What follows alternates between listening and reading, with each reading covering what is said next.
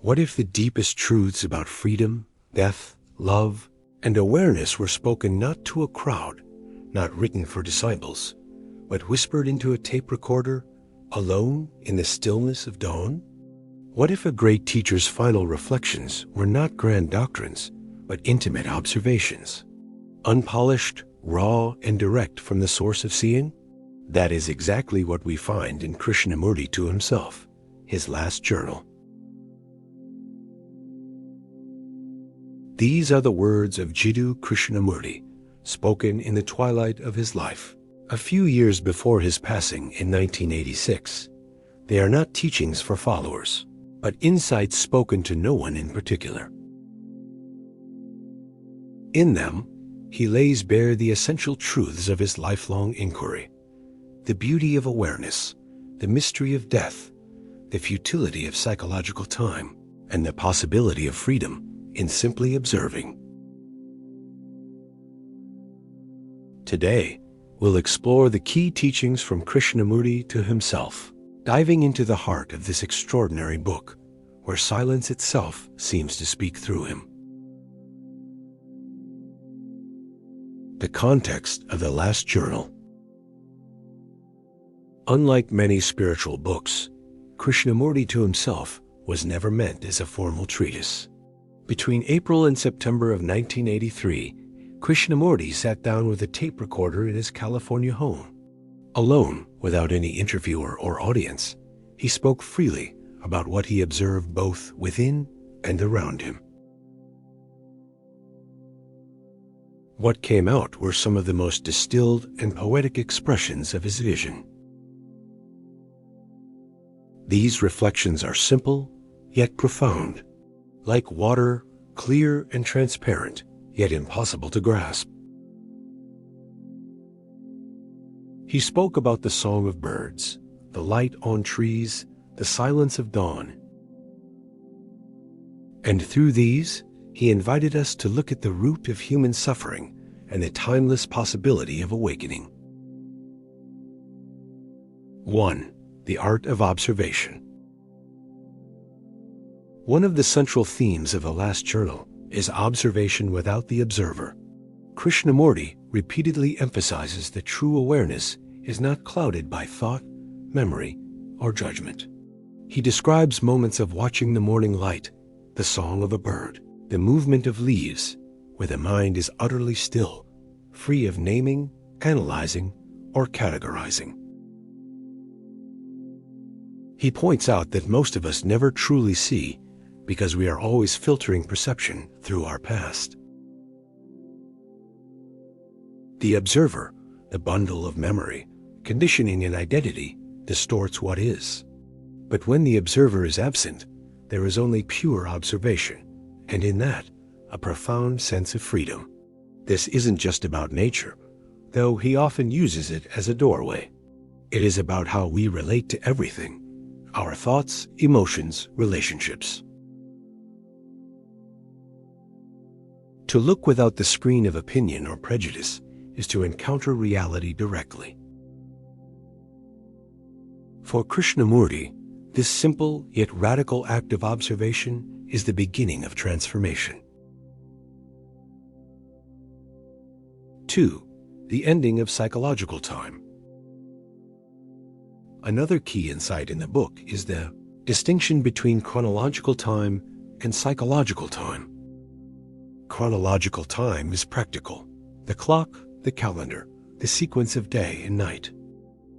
But psychological time, the idea of I will become, I was, I shall be, is an invention of thought.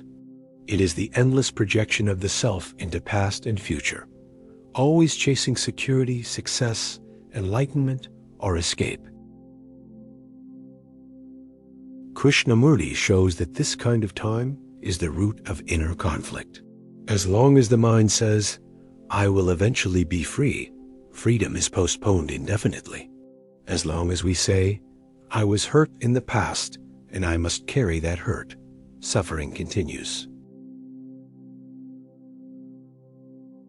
In the last journal, he emphasizes that transformation is not in the future. It happens only in the immediacy of the present. When the mind is no longer trapped in psychological becoming, there is an extraordinary stillness and clarity. 3. Freedom from conditioning. A recurring theme throughout Krishnamurti's life, and strongly echoed in this journal, is freedom from conditioning. He observes how human beings are conditioned by culture, religion, nationality, education, and personal experience.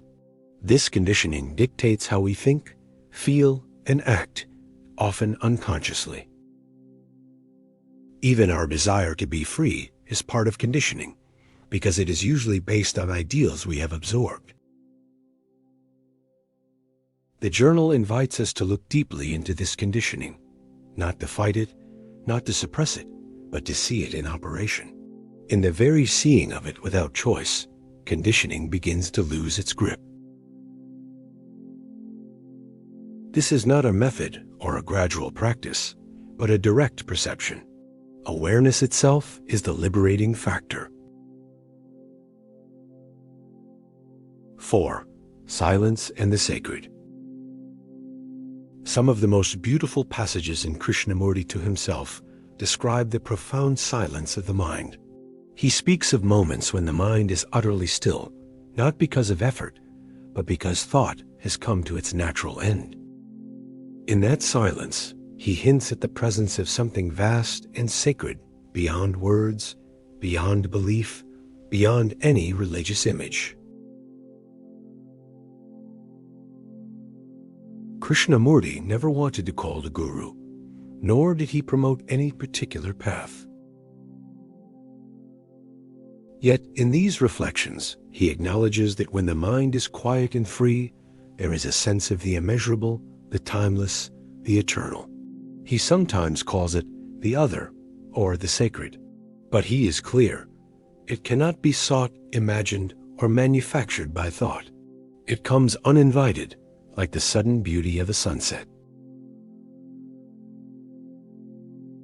Our only task is to be aware, to live with clarity, to let go of self-centered activity.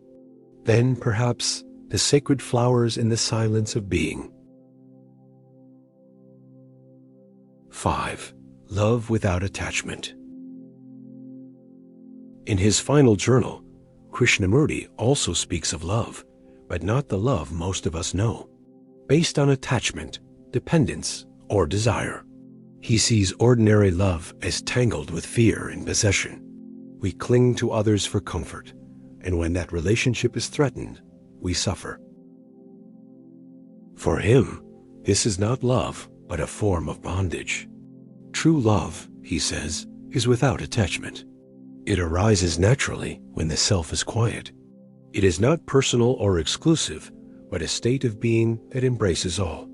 Such love has no opposite. It is not born of desire, and it does not fade when circumstances change. This love is inseparable from compassion. In the last journal, Krishnamurti often observes the suffering of humanity, violence, division, greed, and from his silence, he speaks of a compassion that sees the whole, not just the part. 6. Death and the ending of the self. Given that these were his last recorded reflections, it is not surprising that Krishnamurti often touches on death, but he does not speak of death with fear or speculation about the afterlife. Instead, he sees death as a mirror of life itself. To live fully, one must understand dying, not at the end, but every day. He suggests that death is the ending of the self, a psychological entity made of memory and thought. If we can allow the self to die from moment to moment, ending attachment, letting go of past hurts, releasing the constant demand for security, then life and death are not separate. In that ending, there is a freshness, a newness. To die each day to yesterday is to live in the present with vitality. 7. Beauty and the natural world. One striking feature of the last journal is the way Krishnamurti describes the natural world. He speaks of trees, mountains, rivers, dawn light, and the stillness of the evening sky with a sensitivity that is almost poetic. But these are not mere descriptions. They are doorways. For him, beauty is not in the object alone, but in the active perception when the self is absent. When one looks at a flower without naming it, without comparing or desiring, there is a direct communion with beauty. In that moment, the division between observer and observed disappears. This deep communion with nature, he says, is essential for a sane mind. Without it, life becomes mechanical, fragmented, and barren. 8. The urgency of transformation. A key tone in the last journal is urgency. Krishnamurti is not presenting philosophy to be discussed endlessly. He is pointing to the need for immediate transformation. He warns that humanity is heading toward destruction through war, environmental devastation, and inner division. He says clearly, time is running out. But he also insists that change begins with the individual. Waiting for collective reform is futile. Each of us must look within, must understand our conditioning, must awaken to awareness. Only then can there be a shift in consciousness that ripples outward. This urgency is not born of fear, but of compassion. He sees the immense suffering of humanity and refuses to offer false comfort. Instead, he points us back to ourselves, to the simple fact of observing what is. What makes this book so powerful is its simplicity. These are not abstract ideas, but living truths, available to anyone who dares to look. As Krishnamurti himself said, truth is a pathless land. His last journal reminds us that the path is not outside, not in teachers, religions, or authorities. It is in direct perception, here and now. Perhaps his greatest gift is the invitation to live each moment freshly, without the burden of past or the projection of future. To live in the light of awareness, where freedom and compassion are not ideals, but facts. These words are not meant to be theories or philosophies. They point to something that can be seen directly, here and now. Let's pause for a moment, and instead of thinking further, simply observe together. Sit quietly for a moment. The body is still. A sound arises, perhaps a bird, perhaps a passing car, perhaps something close by. Notice how the mind names it: bird, car, machine. See the naming as it happens. There is no need to follow the sound, no need to push it away. Thoughts may come. Let them pass like clouds in the open sky. When there is only watching, without choice, a different kind of clarity appears. In that stillness, everything is present, yet nothing is held. Krishnamurti once said, "In the stillness of the mind, when all effort has ceased, the eternal may come into being." This book, Krishnamurti to himself, his last journal, is not meant to be understood only through words, but through direct seeing in our own lives. What about you? Which insight from these reflections speaks most deeply to you right now? Share your thoughts and experiences in the comments. I'd love to hear your favorite takeaway. And if you'd like to go deeper, I encourage you to read the full book for yourself.